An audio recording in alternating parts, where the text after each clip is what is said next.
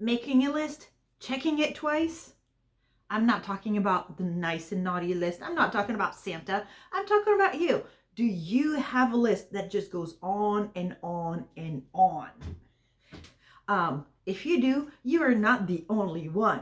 So before I jump in, aloha everybody. My name is Marianne Roos. Welcome to episode 25 of Releasing the Badass in You. Now, when it comes to those lists of things to get done, personally, yes, I have one. It's right here. I like to call mine the Ta-Daaa List because when I get to check it off, I go, ta-da! It feels much better than to-do list. That's a personal preference. But as we dive in, just about everybody that I know has a list. And that is a list that keeps on growing. Things are not always getting done. And things are not always written down. So that is the very first tip I'm going to share with you today is, I hope you already do this, is to keep it written down. And that's why for me, it is right on my daily log page. That way I can go ahead and, for me, I color it in, but it's ta-da, it's done.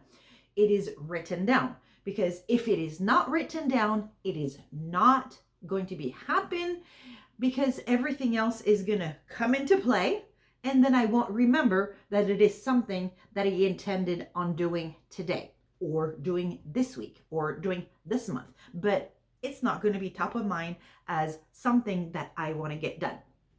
So there we go. Write down your to-do list or your ta-da list, whatever you want to call it, but to have it written down. Then as you write it down, take notice of what are things that you can actually delegate. And is it somebody in your household that can help, right? Do you have kids that you can pay to help you in your business? Yes, I have gloves on because it's a bit on the chilly side here right now. So that if you have kids, as a solopreneur, entrepreneur, there are rules that say that you can hire your kids to work for you and that it is a business expense or a business deduction. Talk with your tax preparer on how to properly document that, right? And what are the rules, because the rules change on the dollar figures and all that. Things change. So make sure that you connect with your tax preparer to get the inside scoop on that. But can you delegate to your kids, or can you hire somebody to help with some of your tasks? Personally, I have a virtual assistant that helps me with some of my tasks. And there are some things that I delegate to my virtual assistant. And there are some things that, you know what, I should delegate. I just have not released the reins on that.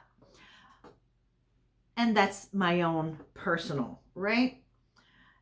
If I let go of it, will it be done in the way that I want to? So that means I need to let go and trust, because I trust my virtual assistant.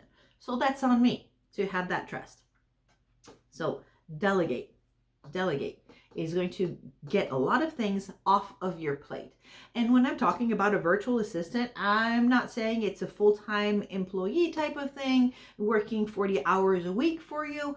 My virtual assistant literally works about 3 hours a month for me. So that's not a big dip in the pocketbook for 3 hours, but that's 3 hours of time for things that she can do faster than what I can do. So it actually frees up more than 3 hours for me, but it takes her 3 hours to do them. So when you delegate, what are the things that you can delegate that you can just let go of and have somebody else do for you? That. When you look at your list also, what are some things that you can table for later? They're not really important, or they're not as important. They're not a priority, to where they still matter, but they're not a priority. So making sure what is the priority, what is not the priority. That is important when you are creating your list so that you can go, ta-da, it's done on the priorities. And then something that I noticed for myself is that I had some things on my list of things that absolutely did not matter, whether they got done or not by me or by a virtual assistant, was not going to make a single difference in my business. So those things got taken off the list. Scratch them off. Like get a big black Sharpie pen and scratch, scratch, scratch. Yeah. So with that, what really matters? What can you delegate? What can you table for later? What's a priority?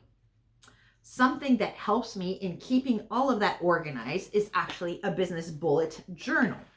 And I have a free 7-day sampler that you're welcome to download. I put it in the link right down here. You're welcome to download it. Try it out. See if it's something that works for you, because you want to have something that works for you. If it's something that doesn't work with how you work, don't get it, right? So here, I'll have the link for you.